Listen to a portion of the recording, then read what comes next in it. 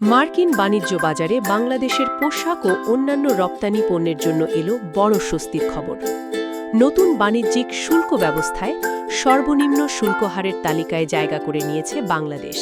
মার্কিন বাণিজ্য প্রতিনিধির কার্যালয় USTR বিশ্বের ৮৮টি দেশের ৬০টি অর্থনীতির জন্য নতুন শুল্ক হার ঘোষণা করেছে।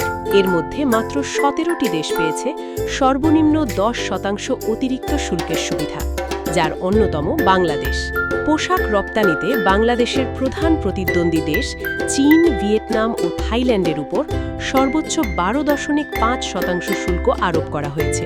ফলে মার্কিন বাজারে প্রতিযোগী দেশগুলোর তুলনায় বাংলাদেশের সুবিধাজনক ও শক্তিশালী অবস্থান বজায় থাকবে। শুধু তাই নয়, বাংলাদেশ, কম্বোডিয়া, ইন্দোনেশিয়া ও মালয়েশিয়ার জন্য ৩ বছর মেয়াদী ট্যারিফ রেট কোটা চালু করছে USTR। মার্কিন তুলা ব্যবহারের মাধ্যমে পণ্য উৎপাদন করলে এই অতিরিক্ত শুল্ক পুরোপুরি মওকুফ হতে পারে।